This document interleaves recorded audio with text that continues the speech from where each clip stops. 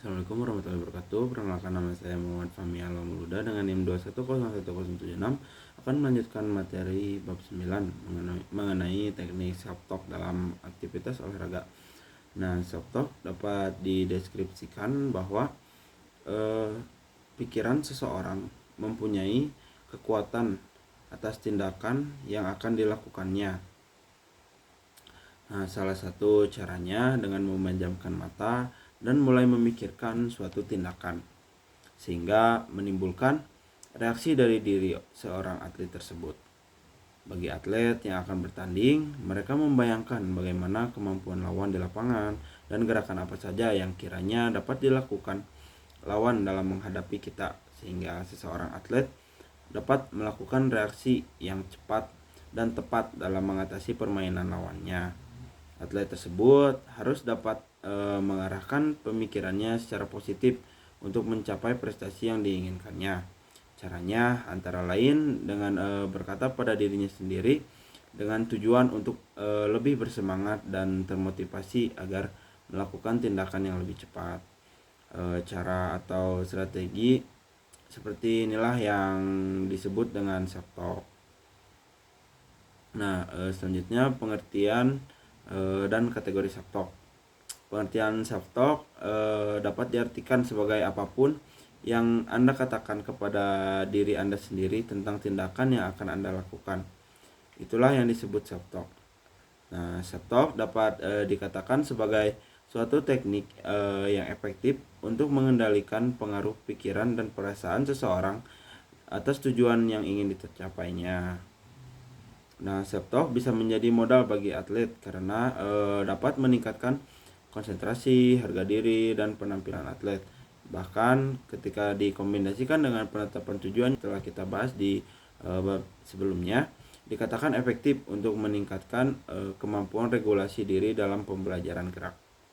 Nah, untuk kategori self talk sebagai sebuah metode keterampilan psikologis harus bersifat positif dan mendorong perasaan positif tentang kemampuan atlet sehingga dapat meningkatkan kepercayaan diri atlet.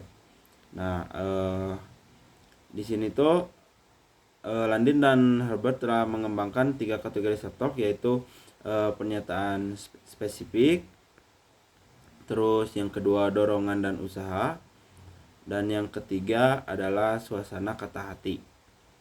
Self talk dapat dibagi ke dalam 2 kategori, yaitu self talk negatif yang merupakan kategori yang menyebabkan menurunnya kondisi mental seorang atlet.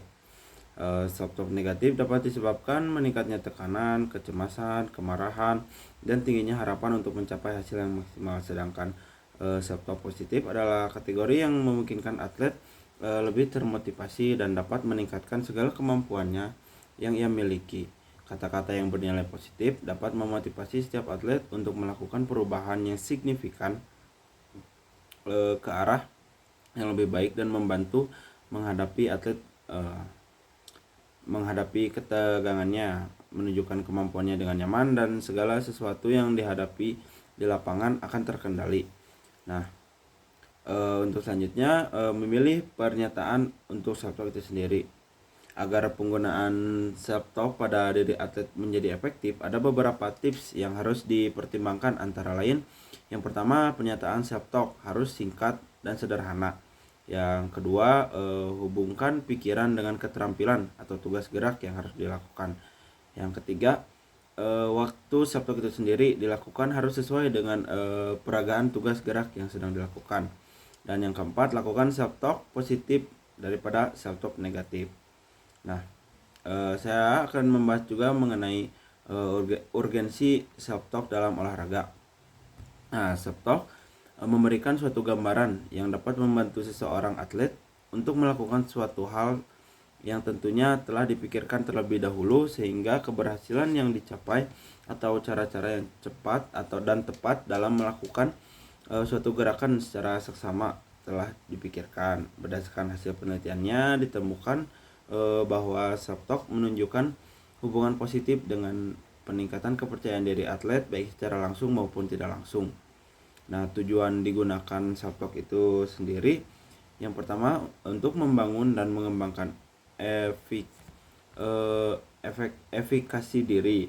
Nah, yang kedua, penguasaan keterampilan. Yang ketiga, menciptakan dan mengubah suasana hati. Yang keempat, meningkatkan suasana hati dan meningkatkan usaha itu sendiri. Dan yang kelima, memusatkan konsentrasi dan perhatian. Nah, selanjutnya, hubungan self-talk dengan penampilan olahraga. Strategi yang bersifat internal yang sering digunakan terutama dalam olahraga kompetitif adalah self-talk.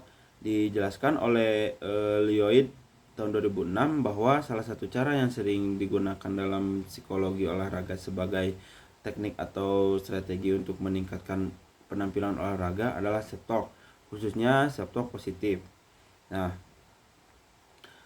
self-talk dapat digunakan sebagai sebuah strategi untuk meningkatkan penampilan atlet karena self-talk memiliki dua fungsi utama, yaitu fungsi pembelajaran atau fungsi kognitif yang dimana memfokuskan atlet pada aspek teknik, dan fungsi motivasional seperti meningkatkan energi, kesiagaan dorongan, kepercayaan diri, perhatian, konsentrasi, dan usaha atlet itu sendiri.